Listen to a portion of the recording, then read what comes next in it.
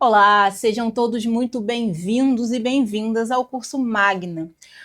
Eu sou Mariana Ribeiro, advogada, especialista em direito de família, atuo na área há quase 10 anos. Estamos juntos nessa jornada para que eu consiga ajudar, orientar e aprimorar a advocacia de vocês nas audiências de família e nas estratégias processuais para esses atos. Como eu falei para vocês, tem um escritório aqui no Rio de Janeiro, já há quase 10 anos, atuei especificamente nessa área, né? Hoje na defesa exclusiva de mulheres, mas também já advoguei de modo geral para muitos pais e mães. E eu espero que juntos possamos seguir tendo muito sucesso nessa jornada no direito de família. Eu tenho certeza que se você chegou até aqui é porque você quer uma advocacia de excelência, é porque você quer crescer na sua profissão e eu estou aqui para te ajudar junto ao curso Magna. Com certeza você vai sair daqui aprimorando o seu conhecimento jurídico no direito de família. Hoje nós vamos aprender, né, as melhores técnicas ou as técnicas que mais funcionaram na minha advocacia com bastante sucesso para as ações que eu já atuei. Hoje nós vamos entender como se comportar em uma audiência, qual é o nosso limite dentro dessa audiência, como orientar o nosso cliente e como cometer menos erros para que a nossa audiência tenha total sucesso, para que a nossa audiência e as nossas estratégias para que esse ato aconteçam da melhor forma possível, trazendo ao nosso cliente a expectativa que ele colocou na nossa atuação, tá? Então vamos lá? Atuação em audiências e estratégias processuais. Eu fiz esse curso com muito carinho e eu tenho certeza que ele vai agregar muito na sua advocacia. O conteúdo do nosso curso, ele vai traçar um panorama das principais ações que vão chegar no seu escritório, porque eu tenho certeza que vão chegar muitas ações no seu escritório. Ações de alimentos, de guarda, de visita, de divórcios, tipos de audiência e seus procedimentos, preparação do nosso cliente, como eu já falei anteriormente, e a sua atuação como advogado, como advogada, a prova oral, as técnicas de negociação, e aqui tem muito ouro, tá, gente? Redação dos termos e os erros mais frequentes, a excelência técnica na condução da sua audiência. O que o juiz e o que o MP esperam de um advogado de família? Nós vamos passar por todos esses tópicos hoje nesse curso. Nesse primeiro momento, eu vou trazer para vocês o panorama das ações de família. As ações que têm mais recorrência. Ai, doutora, não tem outras ações? Claro que tem, gente, tem muitas ações. Mas o que mais chega no escritório, e eu estou falando isso pela minha prática de quase 10 anos sentada na mesa do escritório advogando, né? As ações de alimentos. Dentro das ações de alimentos, a gente vai ter a oferta, a execução e a exoneração como ações principais, também a cobrança de alimentos, e a gente vai falar um pouquinho delas, né? Na oferta de alimentos, é quando a pessoa vai trazer, né, tanto o genitor quanto o genitor, ele vai trazer para aquele menor a capacidade, a possibilidade, na verdade, de estar ofertando os alimentos. Olha, eu estou aqui na boa fé, como pai ou como mãe, para trazer a obrigação de alimentar o meu filho ou a minha filha.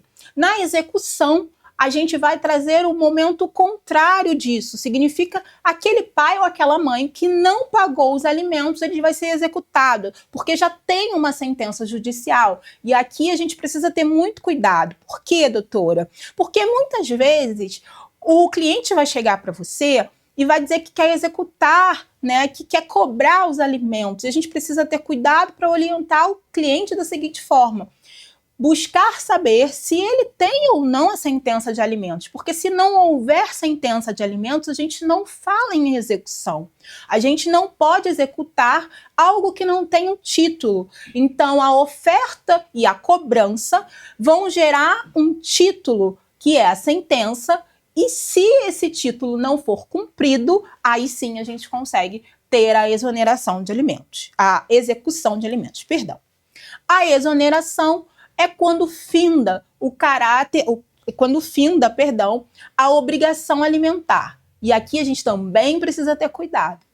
O cliente vai chegar para você e vai dizer o seguinte: doutor, meu filho fez 18 anos e eu quero parar de pagar a pensão. Né? Já sabemos, e aqui eu vou partir do princípio que todos nós já temos a teoria da faculdade, já temos a teoria dos livros. Aqui é um curso prático em que eu vou dizer para vocês como agir, o que fazer, tá? Então a exoneração, ela vai trazer essa nuance. Doutor, o meu filho fez 18 anos e eu quero parar de pagar a pensão alimentícia. Ora, jovem gafanhoto, né? Muita atenção. O cliente precisa entender que o fato do filho ter feito 18 anos não necessariamente traz a ele o direito de exonerar os alimentos. A gente precisa entender se esse filho, ele já fez 18 anos e trabalha, se ele já se sustenta, se ele não faz uma faculdade, né? Porque se houver esses impedimentos, não vamos poder falar em exoneração. Então, nesse momento, todas essas ações, é sempre muito importante que possamos agendar uma consultoria jurídica para entendermos qual é a real necessidade do nosso cliente e ter em mente que nós somos operadores do direito. O cliente é leigo, ele vai lá no Google e vai trazer o problema dele para você. Você, como um profissional capacitado que está aqui se aprimorando, vai ter total capacidade de responder o que o cliente quer. Na verdade, o que o cliente precisa, não o que ele quer. Porque muitas vezes ele não vai querer ouvir o que você tem para dizer. Bom, vamos para ações de guarda e visita. E aqui eu tenho certeza que muitos estão falando assim: ela colocou visita e foi proposital. Porque todas as vezes que nós passemos ou transitemos pela palavra visita, eu vou fazer uma correção. E eu tenho certeza que ao final desse curso você nunca mais vai errar. Não se usa mais visitas. Para quem é especialista, e eu tenho certeza que se você está aqui, você é um especialista ou está se tornando, você vai usar o termo convivência. Pai não visita, mãe não visita.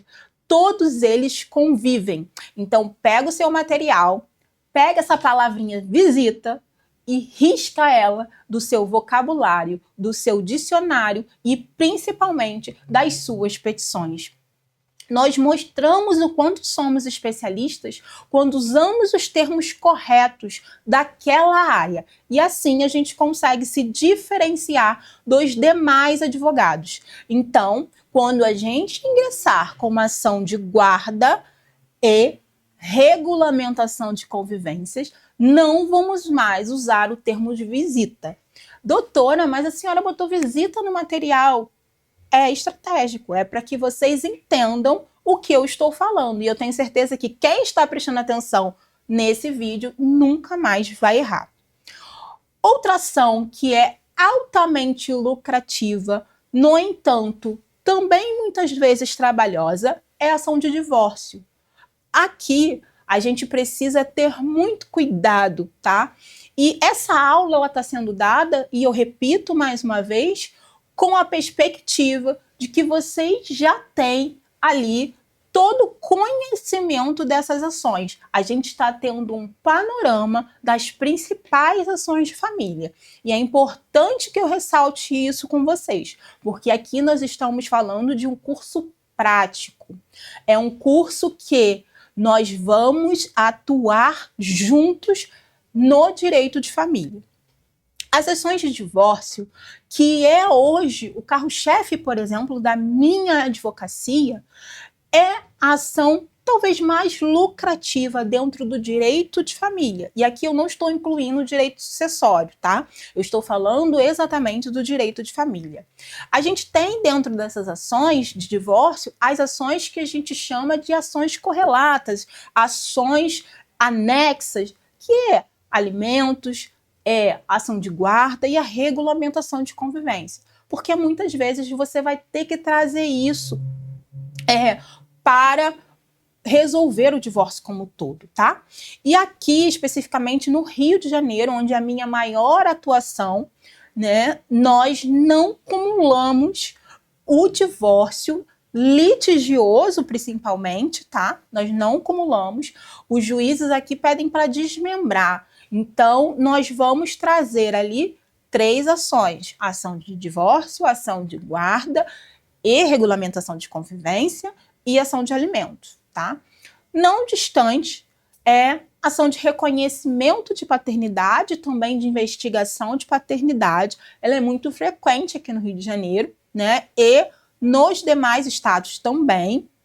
A gente já deu uma olhadinha sobre isso. Então, as ações em que se tem ali o pleiteamento da paternidade, quer ser reconhecida de alguma forma a paternidade, seja pela busca do pai ou seja pela busca do filho, também são ações muito predominantes na área de família, tá?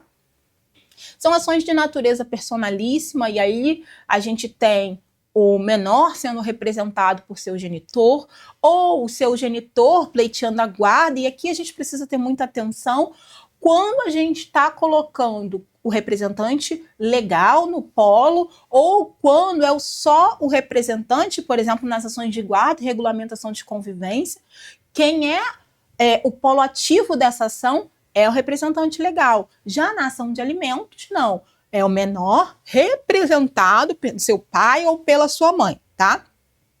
Essas ações, elas visam o interesse do menor e existe uma grande possibilidade da autocomposição, tá bom?